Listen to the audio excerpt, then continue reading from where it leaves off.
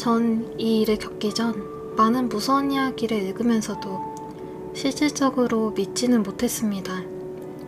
하지만 이런 일을 겪게 되니 모든 게 진실이란 걸 알게 되었죠. 때는 1년 전쯤 여름이었습니다. 20살이 된 기념으로 고등학교 친구들과 함께 물놀이를 가게 되었어요. 강원도에 좋은 계곡을 알아냈다며 한 친구가 추천한 곳이었어요. 강원도 한 시골 마을의 계곡을 따라 산을 오르는데 작은 사당이 눈에 띄더라고요. 그 사당은 5평 남짓한 크기에 따로 출입문 같은 건 안 보였습니다. 정자처럼 기둥과 지붕만 있어서 마을 사람들이 오가면서 기도를 하는 공간 같았습니다. 그런데 사당 내부가 상당히 어수선했습니다. 초와 음식을 올려놓는 그릇들과 벽에 걸려 있어야 될 초성화 같은 그림들이 바닥에 널브러져 있었어요.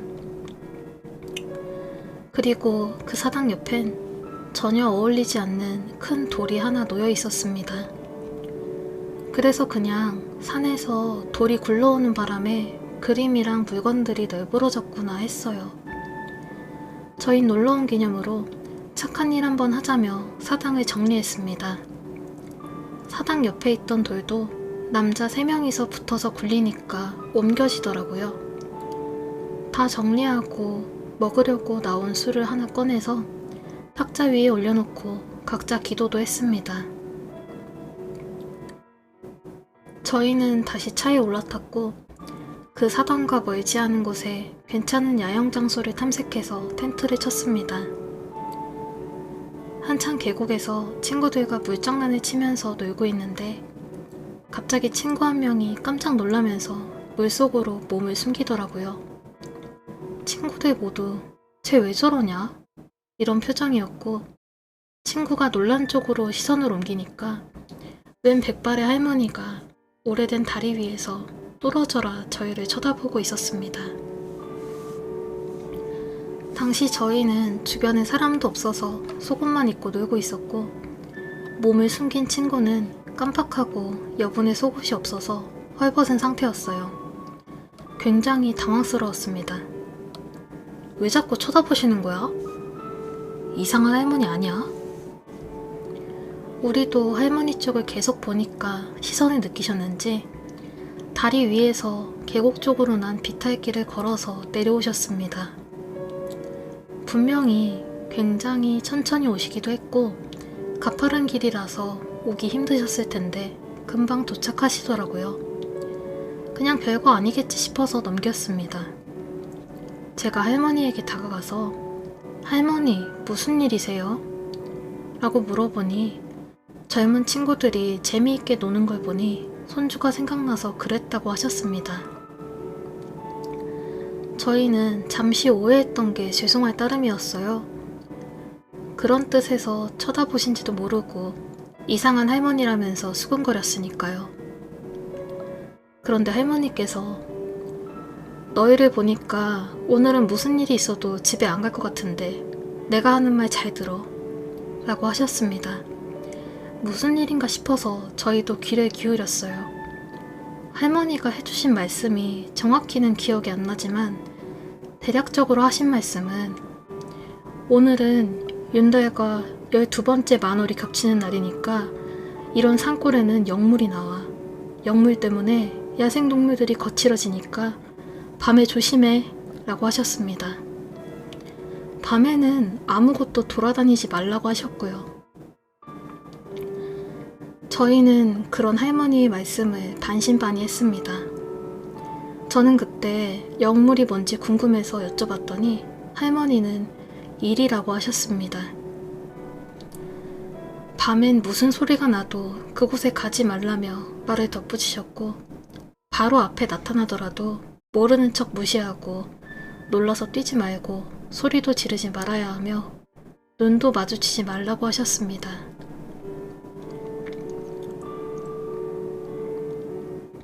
저희는 사실 못 믿는 쪽이었지만 할머니의 표정과 말투나 분위기를 봐서는 이상한 분은 아닌 것 같았어요.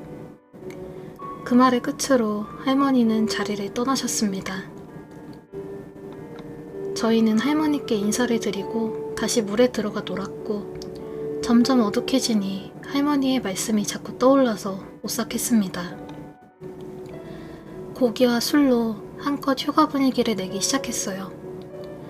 무서웠던 생각도 있고 정신없이 마시고 놀다 보니까 밤 9시가 되었고 사온 술들이 다 떨어졌습니다. 아쉬운 마음에 2명을 뽑아 걸어서 20분 거리에 있는 마을에서 술을 사오기로 했습니다. 저와 제 친구 1명이 당첨되었고요. 어두운 산길이었지만 술 기운이 있어서 그리 무섭진 않았어요. 10분 정도 지났고 휴대폰 플래시 빛에 의지해서 걸어가는데 갑자기 산속에서 아기의 울음소리가 들렸습니다. 그 소리에 친구가 아기 울음소리라면서 가보자고 했고 저는 낮에 만난 할머니 이야기가 생각나서 야, 이 시간에 아기가 혼자 있는 게 이상하잖아 라고 했지만 친구는 저의 만류에도 계속 소리가 나는 곳으로 향했습니다. 친구에게 너 혼자 가라면서 혼자 다시 갈 길을 가는데 좀 있으니 친구가 별거 없었다며 다시 가자고 하더라고요. 뭔가 친구가 이상하단 걸 느꼈지만 술 때문이겠지 했습니다. 그렇게 다시 길을 가는데 문득 시계를 보니 아까 출발한 시간에서 무려 50분이나 지났더라고요. 친구와 저는 한 곳을 빙빙 도는 것 같았습니다. 처음 와본 길이라도 빠르면 15분 정도로 충분히 도착할 거리였고 어려운 길도 아니었습니다. 술은 다 깨고 점점 더 무서워졌습니다. 그때 친구가 말했습니다. 사실 아까 아기 소리 나는 쪽으로 가니까 짐승 빛나는 눈을 본 것 같아. 근데 섬찟해서 그냥 돌아왔어. 저와 친구가 두려움에 사로잡혀 있을 때 누군가가 다가오는 게 느껴졌습니다. 휴대폰 빛을 비춰보니 낮에 만난 할머니가 서 계셨습니다. 할머니는 저희를 보시더니 밤에 돌아다니지 말라고 그렇게 경고를 해줬거늘 하면서 혀를 연신 차셨습니다. 할머니에게 겪은 일을 말씀드리자 마치 다 알고 계신 것 마냥 마을까지 데려다 주셨습니다. 아무리 걸어도 안 나오던 마을이 할머니 뒤를 따라가니 5분 만에 나왔습니다. 할머니께 감사 인사드리고 혹시 동네 주민분이시냐고 여쭤보았습니다. 할머니는 자신이 누군지 차차 알게 될 거라 하시며 한자가 새겨진 나무 염주를 저와 친구에게 나눠주셨습니다. 오늘 하루 절대 풀지 말라고 하셨고 돌아갈 때도 그것만 가지고 있으라고 하셨어요. 저와 친구는 할머니께 감사 인사를 드리고 마을로 향해 가게에서 술이 아닌 건전지형 손전등을 사기로 했습니다.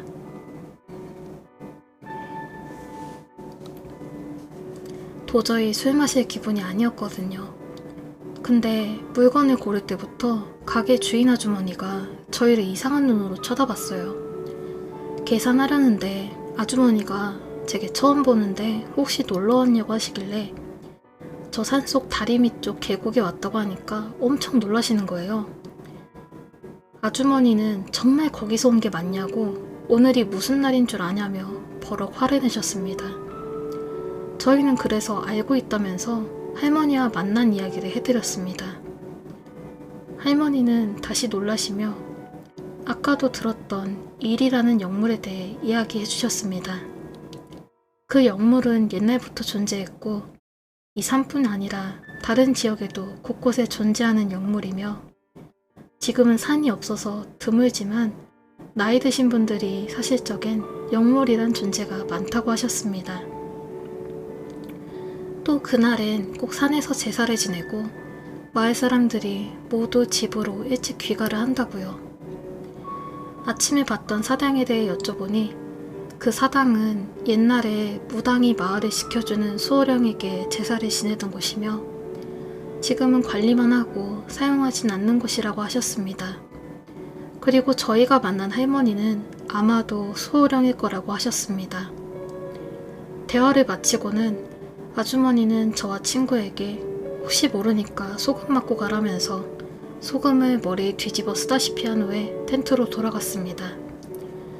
돌아가는 길에 텐트에 있는 친구들이 걱정돼서 전화를 해보니 다짜고짜 어디냐고 묻길래 아, 무슨 일 있었구나 싶었어요. 저희는 빨리 텐트로 향했고 할머니가 주신 염주 때문인지 15분도 안 걸려서 텐트에 도착했습니다. 친구들 말에 의하면 저희가 마을로 간 지 한참 지났을 때 너무 늦어서 전화하려고 하니 다리가 있는 산길에서 친구들을 부르는 제 목소리가 들렸다 합니다. 한 친구가 뭔가 이상하다 했지만 다른 친구들이 뭐가 이상하냐며 목소리가 들리는 곳으로 향했고 어쩔 수 없이 전부 그곳으로 향했습니다. 근데 갑자기 친구들 앞에 낮에 만났던 할머니가 나타나시더니 길을 막으시고는 어딜 봐서 저게 네 친구는 목소리 같냐면서 호통을 치셨다고 해요. 할머니가 가리키는 쪽을 보니 소만한 검은 짐승이 소름 돋는 눈으로 제 목소리를 내더랍니다. 할머니가 그 짐승을 째려보니까 짐승이 사라졌고 할머니께 여쭤볼 새도 없이 할머니가 사라지셨답니다. 저희는 그 이야기로 밤을 보냈고 다음날 아침 일찍 그 사당으로 향해서 술과 음식을 올려놓고 감사 인사를 드린 뒤 무사히 집으로 향했습니다. 그리고 한 친구에게 그때 제가 부르는 소리가 날 때 뭔가 이상하단 걸 어떻게 알았냐고 물어보니 분명 목소리는 전데 말투가 저와 같이 갔던 친구의 말투였다고 하더라고요. 여담으로 사당을 치운 뒤 기도드릴 때 한 친구 녀석이 어머니가 아프셔서 낫게 해달라 했는데 거짓말처럼 3일 뒤에 어머니가 완치되어서 퇴원하셨어요. 지금도 그 이야기를 가끔 하는데 좋은 추억으로 간직하고 있습니다.